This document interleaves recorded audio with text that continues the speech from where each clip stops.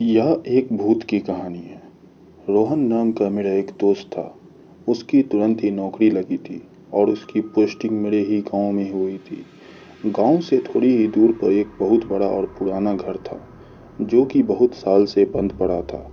रोहन ने किराए पर रहने के लिए वो घर ले लिया और आराम से अपनी नौकरी करने लगा। कुछ समय बाद कुछ ऐसा हुआ। एक रात जब वह सो रहा था तो उसे एक अजीब सी आवाज़ सुनाई दी, जो किसी जानवर की आवाज़ की तरह था। शुरुआत में रोहन उस आवाज़ पर ध्यान नहीं दिया, लेकिन फिर दूसरे दिन भी उसे वही आवाज़ दोबारा सुनाई देने लगा। फिर वो सोचने लगा कि इस घर में कोई भूत है जो मुझे डराने की कोशिश कर रहा है। खैर, रोहन भूत प्रेत को नहीं मानता था, इसलिए वो आराम से सो गया। कुछ समय बाद जब रोहन की नींद खुली तो सामने एक डरावना काला साया दिखाई दिया। रोहन इसके पहले कुछ करता, वो खुद बेहोश होकर गिर गया।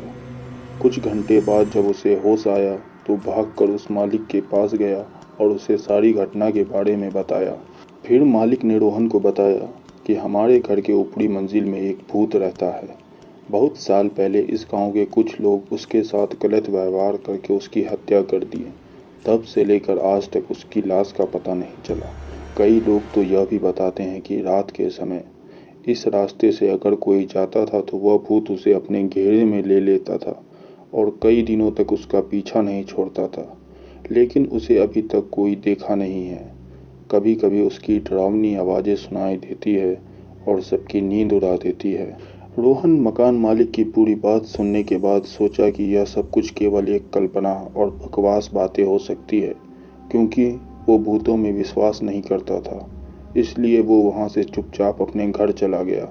कुछ दिन बाद रात के 11 बजे रोहन खाना खाकर टहल रहा था तो उसने देखा कि चारों तरफ अंधेरा छाया हुआ है और एकदम शांत माहौल था।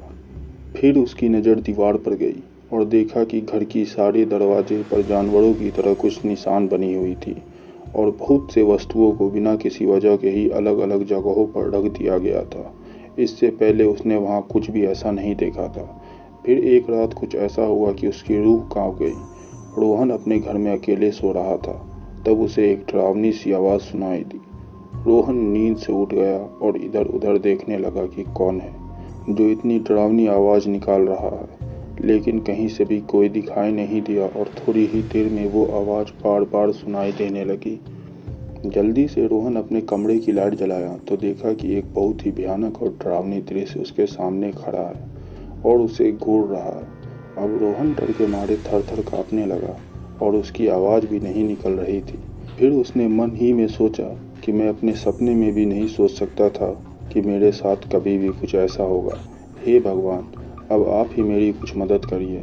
उसने देखा कि कमरे के बीच में एक आदमी खड़ा था, जिसका शरीर काफ़ी लंबा और डरावना था। दूध के तरह उजले और लहराते बाल थे और दोनों आंखें खून से लथपथ थी।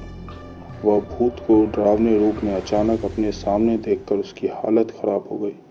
रोहन ऐसा भयानक और डरावना भूत अपनी जिंदगी में पहले कभी नहीं देखा था।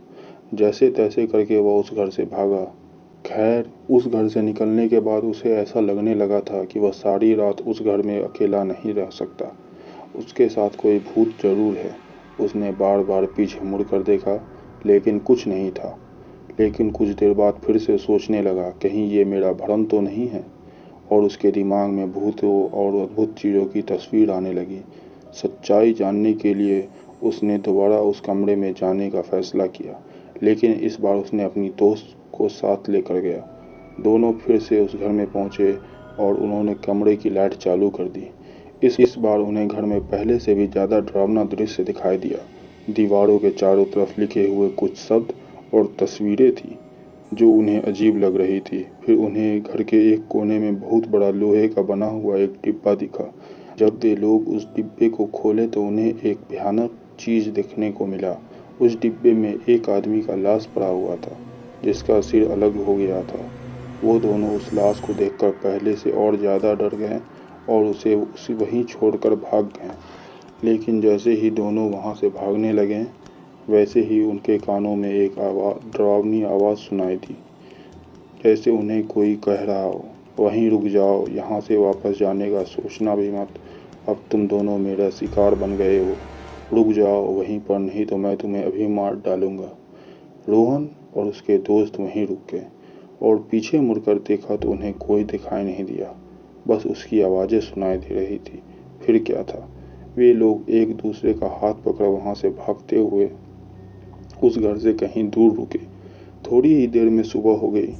दोनों दोस्त गांव गए और डरते हुए उन्होंने अपनी सारी घटनाएं गांव वाले को बताया और उन लोगों को सावधान करवाया कि गलती से भी कोई इस घर में न जाए।